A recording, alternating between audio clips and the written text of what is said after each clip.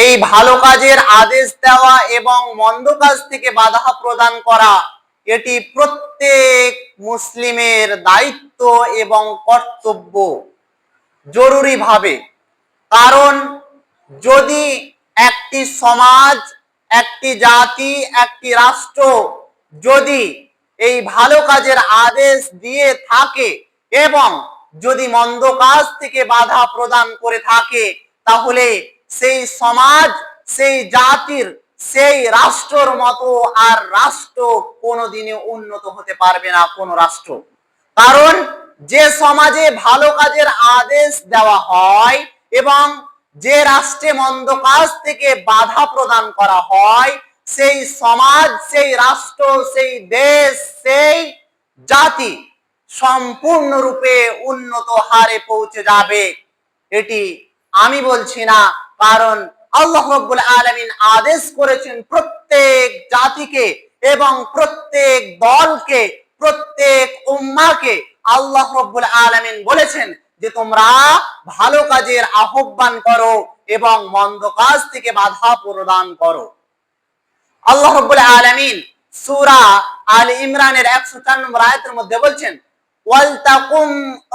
ওয়ালতাকুম মিনকুম উম্মাহ, তোমাদের মধ্যে এমন একটি দল থাকতে হবে, তোমাদের মধ্যে এমন একটি জাতি দল থাকতে হবে, তারা কি করবে?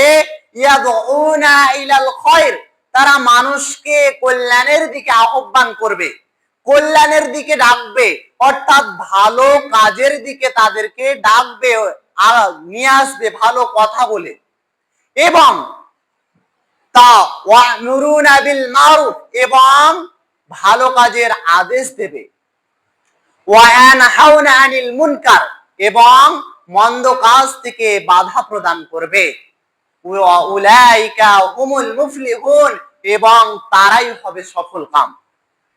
তাহলে এই আয়াতের পরিপ্রেক্ষিতে এটাই বোঝা যায় যে কারা সফলকাম হবে, কোন ব্যক্তিগুলো সফলকাম হবে।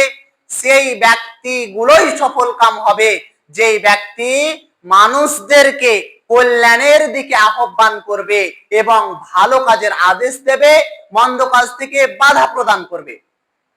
আর এই আয়াতের প্রথম অংশে আল্লাহ রাব্বুল আলামিন বলছেন যে তোমাদের মধ্যে একটি দল থাকতে হবে, এই রকমই দল যারা ভালো কাজের আদেশ দেবে এবং মন্দ কাজ থেকে নিষেধ করবে। তাহলে আমরা আজকে বলি যে আমাদের দেশ, আমাদের রাষ্ট্র, আমাদের গ্রাম গঞ্জে এমন একটি দল আছে? আদেও নাই। কারণ আমাদের দল আল্লাহ রাব্বুল আলামিনের কথা অনুযায়ী চলে না। আমাদের দেশ, জাতি আল্লাহ রাব্বুল আলামিনের কথা অনুযায়ী চলছে না। এই জন্যই আমাদের গ্রামে, আমাদের শহরে এমন একটি দল নেই। আর নেই বলেই আমাদের দেশ, আমাদের গ্রাম এত উন্নত নয়। যদি আজকে আল্লাহ রাব্বুল আলামিনের কথা অনুযায়ী চলা হতো এবং তার রাসূল সাল্লাল্লাহু আলাইহি ওয়াসাল্লামের কথাকে যদি গ্রহণযোগ্য করা হতো এবং প্রতিটি কথা যদি আজকে মান্য করা হতো, তাহলে আমাদের দেশ এতটা উন্নত হতো যা আর বলার অপেক্ষা রাখে না। সম্মানিত উপস্থিতি, আজকে আমরা শুধু আল্লাহ রাব্বুল আলামিনের কথা শুনেই যাই, কিন্তু কেউ আজকে মানি না। তারপরেও আজকে আমরা কি করে এমন একটি দলের আশা করতে পারি যেই দল ভালো কাজের আদেশ দেবে এবং মন্দ কাজের বাধা প্রদান করবে? আশা করতে পারি না। কারণ এমন একটি সমাজে আজকে আমরা বসবাস করছি, যেই সমাজে তো দুঃখের বিষয় আল্লাহ রাব্বুল আলামিন বলেছেন যে ভালো কাজের আদেশ দাও এবং মন্দ কাজ থেকে বাধা প্রদান করো। আর এই সমাজ পুরোটাই উল্টো চলে গেছে, যে আল্লাহ রাব্বুল আলামিন বলছেন যে ভালো কাজের আদেশ করো, আর আজকে প্রত্যেক ব্যক্তি আজকে ভালো কাজের আদেশ না করে আজকে অন্যায়, অসৎ কাজের আদেশ করছে।